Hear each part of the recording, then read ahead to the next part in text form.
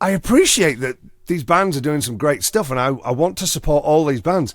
But how do we try and budget when there's so much good stuff around? Well, we have to make choices, don't we? Choices have to be made. And so there are very, very, very few, Hackett, who went to everything all the time. Hackett.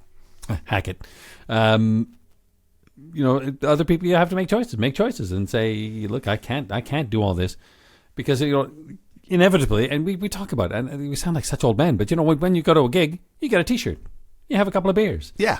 You transport. It's like, wow, that was 200 pounds that night. Exactly. Okay. I mean, if you are incredibly wealthy, good on you. But 200 quid is a bit of a hit to your weekly sum. So it's like, okay, what do we do? So you have to make choices. But we were talking about this before we started the podcast about how, and this has been the case for years and years and years, touring.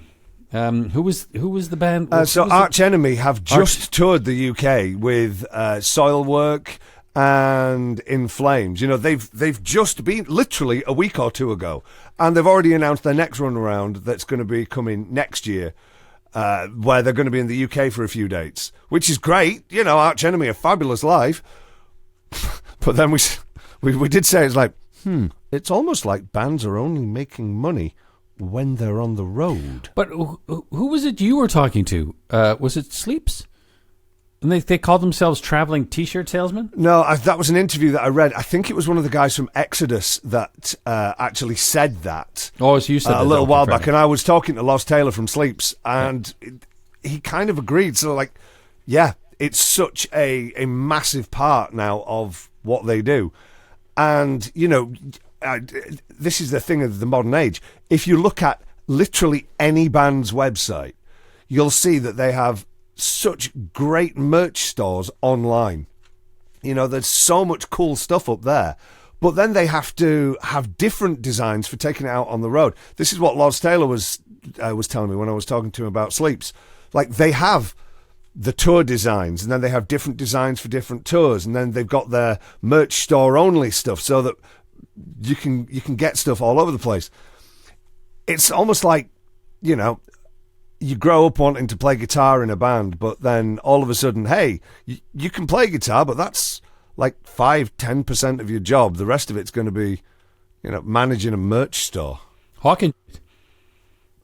And I'm sorry, and this is no disrespect to people who do it, because we do it. Mm-hmm. Nobody grows up wanting to manage a merch store. Well, some do. Nobody does. Well, I know some do. Some you don't grow up going, they do. I really want to manage a web store and sort out fulfillment of these orders.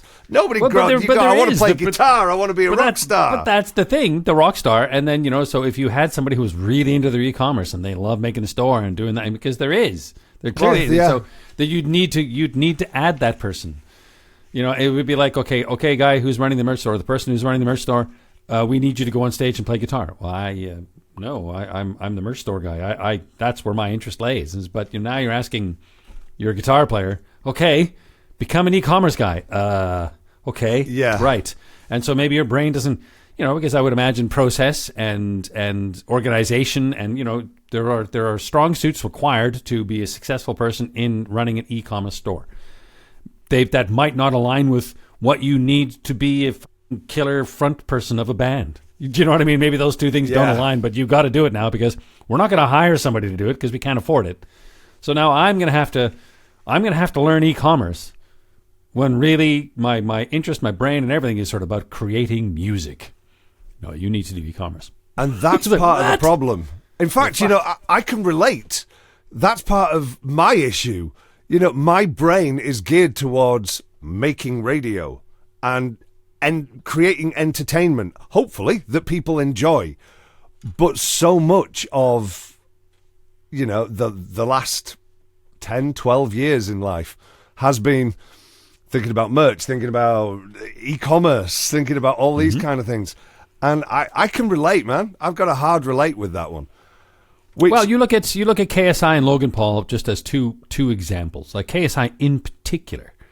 Who really, really understands playing to his market and marketing, like really understands that quite well. And now, is quite an established, and I mean, gosh, he's he's done quite well as a musician. Now, would you say musically he's very good, or just because he is so big and what he's managed to do? Sorry, who again?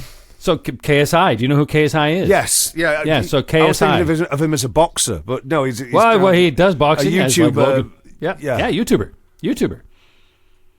And he and his brother, and I remember way back when the boys followed KSI when he was just a YouTuber, just doing silly. But honestly, his name is attached to the hydration sponsor of Arsenal Football Club, Prime. Yeah. It's like boom, and he's gone into music, and it has successfully done so. But so he's sort of gone, okay, but using a marketing brain. So I don't know KSI's music. Is it that he is actually one of those rare individuals that his music's very good? Or is it that his marketing is so good and he's become so influential that actually his music is benefiting as a result? So if you're looking from the other side of marketing, PR, maybe we'll put a song out. And it's not, and people used to do that all the time back in the day. It was not necessarily just because they were an influencer. Yes. People used to go into different genres for different things. But we're talking about running a business and then making a song. Primordial Radio.